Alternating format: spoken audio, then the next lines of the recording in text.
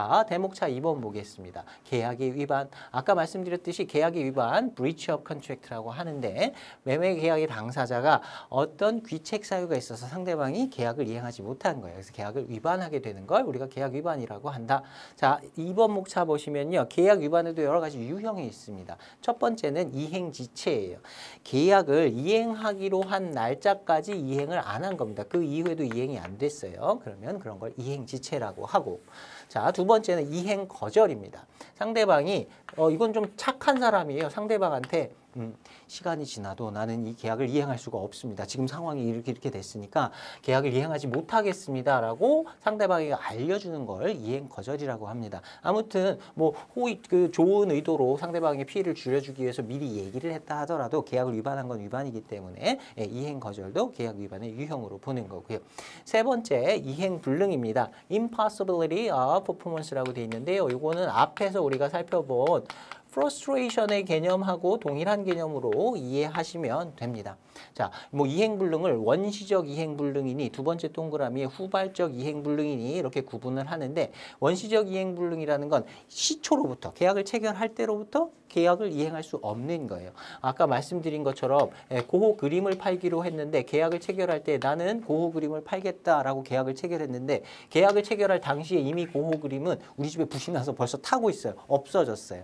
계약을 체결할 당시로부터 계약을 이행할 수가 없는 경우를 원시적 이행불능이라고 하고 우리가 앞에서 frustration의 예에서 찾아봤듯이 후발적으로 전쟁이 발생한다거나 국가의 법규가 바뀌었다거나 해서 나중에 발생한 상황 때문에 계약을 이행하지 못하는 경우를 후발적 이행불능이라고 합니다. 그런 정도의 용어만 좀 받으시면 되고요.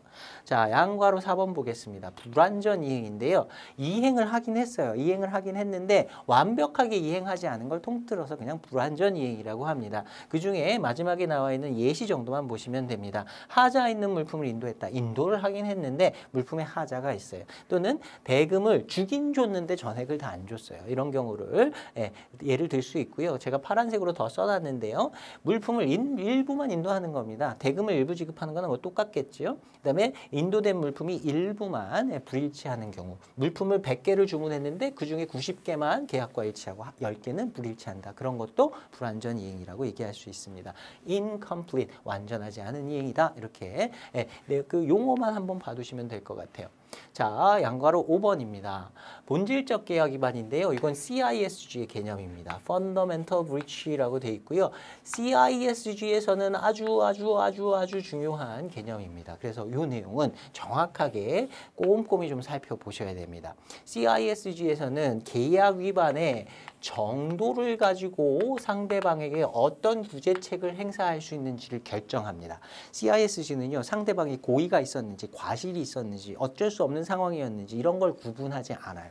다만 계약을 위반했는데 그 계약 위반의 정도가 심각하냐 아니면 경미한 거냐 이렇게 그 구분만을 가지고 상대방에게 어떤 구제책을 행사할 수 있는지 어떤 권리를 행사할 수 있는지를 구분합니다. 그 구분의 기준이 되는 게 본질적 계약 위반이냐 아니냐의 여부예요. 그래서 이게 굉장히 중요한데요.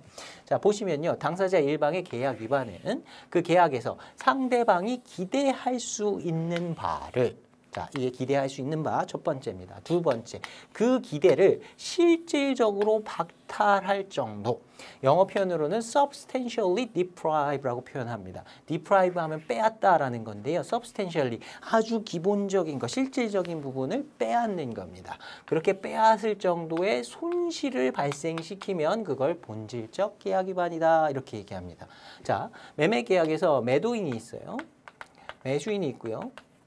계약하에서 기대할 수 있는 바 여러 가지가 있겠지만 매수인은 매도인에게서 계약과 일치하는 물품을 받아서 내가 이 물품을 사용해서 장사를 해서 돈을 벌어야지 이걸 기대할 수 있을 거예요.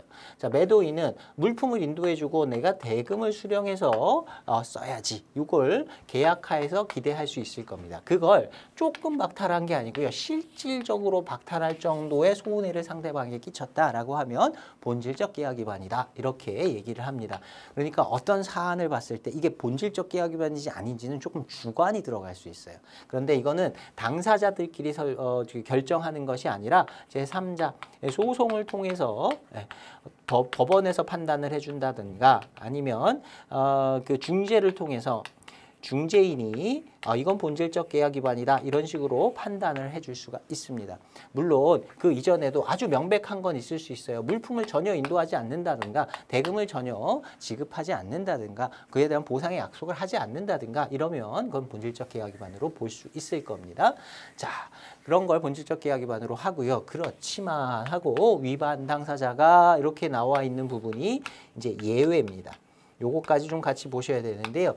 위반한 당사자가, 계약을 위반한 당사자가 그러한 결과 본질적 계약 위반이 될 거다. 내가 지금 계약을 조금 위반했는데 그게 본질적 계약 위반일 거다라고 예측하지 못했다. 그건 당사자한테 물어보면 당연히 예측 못했다라고 얘기하겠죠. 모두 다. 그래서 객관화를 시킵니다. 동일한 부류의 합리적인 사람도 동일한 상황에서 그러한 결과를 예견하지 못하였을 경우 길 가는 사람 아무나 붙잡고 물어보는 게 아니라요. 비슷한 사람을 물어보는 겁니다. 상거래를 했던 상인들 비슷한 부류의 사람들이 자 이런 상황에서 아주 합리적인 사람한테 이런 상황에서 이렇게 계약을 위반했는데 그게 이 정도 본질적 계약 위반까지 갈 거라고 예상을 할 수 있었겠습니까? 라고 물어보는 거예요. 그래서 아유 그 정도는 누구도 예측을 못하죠. 이게 그렇게 될 거라고는. 그런 상황에서는 그렇다고 인정이 되면 그건 본질적 계약 위반으로 인정하지 않는다. 그래서 빠져나갈 구멍은 하나입니다. 예측하지 못했던 그러니까 정말 과실을 그러한 의도가 전혀 없었다라고 하면 본질적 계약 위반으로 인정해주지 않는다. 자 원칙은 다시 한번 따져보겠습니다. 계약에서 상대방이 기대할 수 있는 바를 실질적으로 박탈할 정도의 손실을 입히는 경우 본질적 계약 위반으로 한다. 당사자 또는 제3자가 그러한 결과를 예측하지 못했다라고 한다면 본질적 계약 위반으로 보지 않는다. 이렇게 구분을 해주시면 되겠습니다.